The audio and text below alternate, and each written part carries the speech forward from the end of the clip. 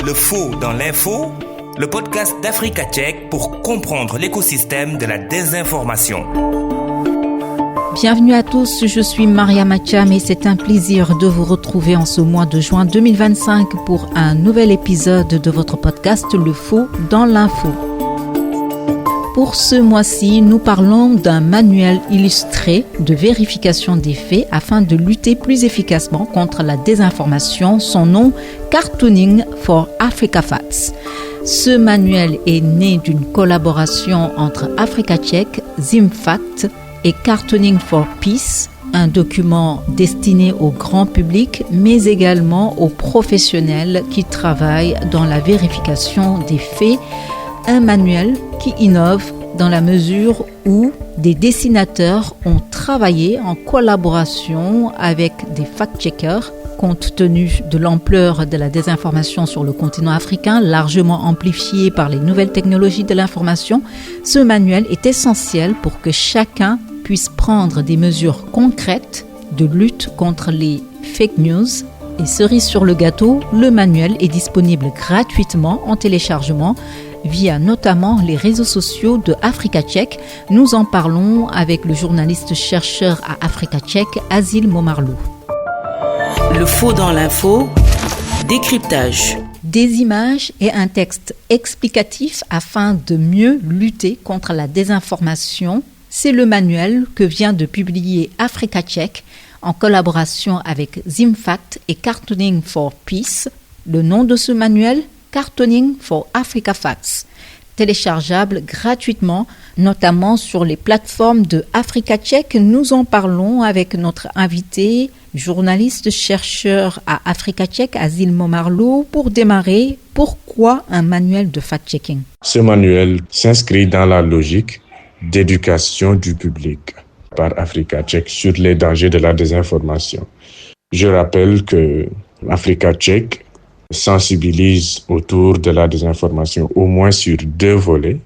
Il y a d'abord le volet journalistique qui implique la production de contenu journalistique pour sensibiliser sur la désinformation. Et il y a aussi le volet éducation aux médias et à l'information à travers des projets d'éducation, de formation, d'accompagnement sur les dangers et risques liés à la désinformation. Donc, le manuel est en parfaite harmonie avec les objectifs d'Africa Tchèque qui veulent parvenir à une situation où le public en soi est autonome et indépendant quand il s'agit de vérifier une information qui est potentiellement fausse. C'est un manuel illustré. Pourquoi ce choix de rajouter beaucoup de visuels? Oui, c'est un choix délibéré d'illustrer le manuel avec des visuels. Je pense que de base, on s'est mis d'accord avec Cartooning for Peace que le dessin a un certain pouvoir pour pourvoyer, pour faire passer un message. On sait tous que parfois il est plus facile de retenir une certaine explication à travers une image. C'est pourquoi on dit parfois même que les images parlent plus que les mots. Et d'après l'expérience que j'ai eue, il y a certains dessins qui peuvent avoir cette facilité de convoyer un certain message par rapport à un texte explicatif. Si je prends l'exemple d'un dessin dessiné par un dessinateur kényan qui se trouve même dans le manuel, c'est un dessin où l'on voit un rat tenant entre les mains un saxophone et en train de jouer de la musique. Maintenant, la musique qu'il est en train de jouer illustre les fake news qui circulent tous les jours dans notre environnement. Et derrière le rat, il y avait toute une horde, une foule qui était envoûtée par la musique. Donc, elle était tombée sous le charme de cette musique et qui était en train de suivre les mouvements du rat sans pour autant réfléchir. Donc, c'est une illustration pour dire que les fake news ont cette capacité à dicter même des comportements chez les personnes touchées par ces fake news. Donc, c'est une façon de dire que les fake news impactent les actions, les décisions des personnes qu'elles ont touchées. Ça, c'est juste un exemple pour expliquer avec une image le danger des fake news. Et je pense que c'est là même l'intérêt d'avoir des dessins illustratifs à côté des textes. Je pense que ce qui est particulier avec le manuel, c'est qu'on a d'abord des textes explicatifs assez détaillés et fournis, mais à côté, on a aussi des dessins qui résument l'essence des explications qui sont dans ces textes-là, pour faire en sorte que la personne qui a lu Elle peut comprendre comme elle peut ne pas bien comprendre, mais l'essentiel, c'est qu'avec l'image, qu'avec l'illustration, le dessin, au moins la personne a une idée de ce dont on parle, avec une image qui lui permettra à chaque fois de se souvenir de cette explication-là. Au-delà des outils proposés pour vérifier un fait, ce manuel incite à la contribution de chacun à la lutte contre la désinformation.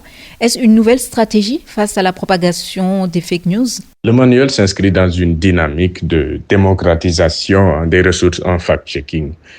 Et je pense que ça va dans le même sens que ce qu'on appelle l'approche communautaire de la lutte contre la désinformation. Et quand je dis l'approche communautaire, c'est vraiment une approche qui se veut très directe. Il s'agit d'un contact direct entre les acteurs qui éduquent sur la désinformation et les personnes cibles. Sauf que dans le cas de ce manuel, c'est à travers le numérique. Mais toujours est-il que nous voulons que la personne qui télécharge ce guide se l'approprie et a des explications détaillées. C'est des explications qu'elle va pouvoir lire, comprendre et interpréter à sa façon. L'essentiel des techniques que nous expliquons sont détaillées dans le manuel avec des liens et des ressources que la personne peut utiliser. Il y a plein d'outils que la personne peut utiliser pour pouvoir appliquer les leçons qu'on donne, les exercices qu'on donne par exemple. Vu sous cet aspect-là, je pense que ça peut être considéré comme une stratégie relativement nouvelle de lutte contre la désinformation. Parce qu'on s'est dit que c'est bien beau de donner des techniques, des recommandations sur la désinformation, mais c'est encore mieux si les gens peuvent s'approprier ces outils-là en pouvant les avoir auprès d'eux à travers leur téléphone, leurs ordinateurs portables. Et le manuel est téléchargeable gratuitement. Tout le monde peut y accéder et avoir une idée de ce dont on parle avec des dessins qui viendront appuyer. Je pense que c'est une approche qui est plus ou moins similaire à l'approche communautaire. La seule différence, c'est qu'ici, on est sur le numérique. Mais ce qu'ils ont en commun, ces deux approches, c'est que c'est des stratégies qui ont une approche directe. Il y a un lien, une connexion directe avec la population cible. Vu sous cet angle, je pense que ça pourrait être vu un peu comme une stratégie relativement nouvelle de lutte contre la propagation de la désinformation. Azil Momarlo, journaliste vérificateur à Africa Check, restez avec nous. Juste après ceci, nous poursuivons notre entretien. Le faux dans l'info, le podcast d'Africa Check pour comprendre l'écosystème de la désinformation. Le faux dans l'info, décryptage. Nous parlons du manuel Cartooning for Africa Facts, publié par Africa Check en collaboration avec Zimfact et Cartooning for Peace. Ce manuel permet de mieux lutter contre la désinformation. Nous en parlons avec le journaliste chercheur à Africa Check, Azil Momarlo. Le manuel donne des précisions sur l'intelligence artificielle. Quel impact a cette technologie dans les fake news? On ne pouvait pas ne pas parler de l'intelligence artificielle qui aujourd'hui polarise toutes les attentions. On a vu les tendances, notamment avec les contenus IA mal interprétés ou mal représentés, parlant de la guerre Israël-Iran, par exemple. Il y a eu récemment une analyse très intéressante publiée sur RFI qui détaillait un peu comment est-ce que les contenus générés par intelligence artificielle donnaient une mauvaise perception de la réalité de cette guerre. Parce que beaucoup interprétaient mal des contenus générés par IA en les prenant pour vrais, alors que ces contenus sont virtuels, ne sont pas réels.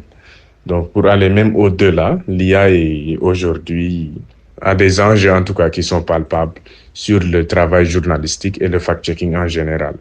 Raison pour laquelle le manuel détaille ce qu'est l'IA, comment on devrait l'utiliser et surtout, il y a le volet éthique de l'IA sur lequel le manuel insiste beaucoup. Nous estimons qu'il faut un usage éthique de l'IA et encourageons même les rédactions à se doter de chartes éthiques d'utilisation de l'IA, des chartes qui vraiment définissent comment on devrait en tant que rédaction utiliser l'IA, parce que ce n'est pas mauvais d'utiliser l'IA, mais les questions à se poser sont jusqu'où, jusqu'à quel degré par exemple, et de quelle manière on devrait intégrer cette IA dans nos travaux journalistiques quotidiens. Tout ça, c'est des questions sur lesquelles le guide revient, parce que l'IA aujourd'hui est une question centrale dans la lutte contre la désinformation, parce que beaucoup de contenus générés par intelligence artificielle sont malheureusement pris pour authentiques, pour réels, alors qu'ils sont virtuels. Et de base même, on voit des créateurs de contenus qui crée essentiellement des contenus IA, pourtant qui le précisent. Il y a souvent des disclaimers, ça veut dire des avertissements qui sont publiés par les personnes qui créent ces contenus IA-là, mais souvent les personnes qui les reprennent peuvent ne pas voir ces avertissements ou bien même peuvent recevoir ces contenus d'autres personnes qui ont repris ces contenus sans savoir que c'est généré par intelligence artificielle. Quel est l'apport d'un tel manuel dans la société, notamment pour les citoyens lambda? Cette question me permet justement de revenir même sur le contenu du manuel parce qu'il est composé de 2 parties. Il y a une première partie réservée aux citoyens en général, à tout le monde, y compris les journalistes et les non-journalistes. Et puis, il y a une deuxième partie qui est réservée aux fact-checkers professionnels. Et je pense que l'intérêt d'un tel manuel pour la société, de manière globale, les citoyens et les journalistes y compris, c'est que c'est un manuel qui démocratise carrément l'accès aux ressources de lutte contre la désinformation. Ça facilite aussi l'usage de ces ressources comme des outils et aussi la compréhension d'explications et de phénomènes autour de la désinformation. Et deuxièmement, c'est un manuel qui, à travers l'exemple de collaboration à partir duquel il est né, montre qu'il y a de nouvelles pistes de collaboration qu'on peut toujours exploiter. Une collaboration inédite entre fact-checkers et dessinateurs qui décident de travailler ensemble pour endiguer le phénomène de la désinformation. Je pense que l'intérêt d'une telle collaboration, c'est justement d'associer fact-checking, tout ce qui est éducation aux médias et à l'info pour lutter contre la désinformation et dessin de presse pour contrecarrer la désinformation. Et l'intérêt de ce manuel pour moi surtout, c'est de rendre le fact-checking moins sérieux en étant rigoureux toujours.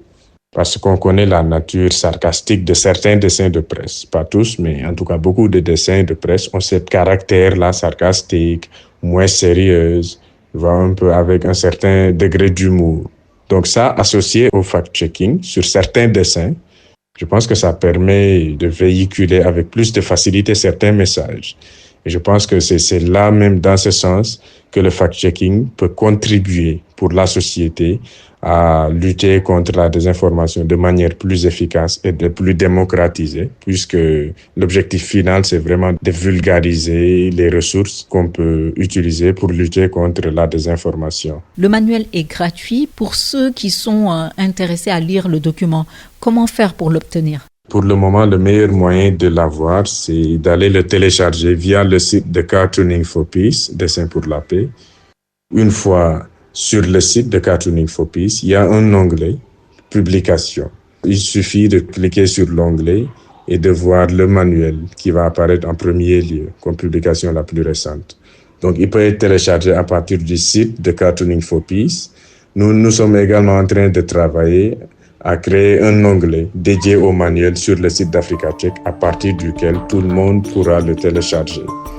En plus de cela, on peut télécharger le manuel en allant sur les réseaux sociaux d'Africa Check et de Cartooning for Peace, en regardant les publications les plus récentes qui ont justement introduit un lien à partir duquel on peut télécharger le manuel. Nous recevions Azil Momarlo, journaliste, chercheur à Africa Check, qui nous parlait donc pour cet épisode de juin 2025 du manuel publié par Africa Check avec Zimfact et Cartooning for Peace, un manuel intitulé Cartooning for Africa Facts, manuel qui permet de donner des outils de vérification des faits afin de lutter plus efficacement contre la désinformation en Afrique. Fin de ce podcast produit par Africa Check et réalisé par Maria Mathiam. Merci à vous qui l'avez suivi. Prochain rendez-vous le mois prochain. D'ici là, doutez et vérifiez toute information pour éviter de tomber dans les filets de la désinformation. À bientôt!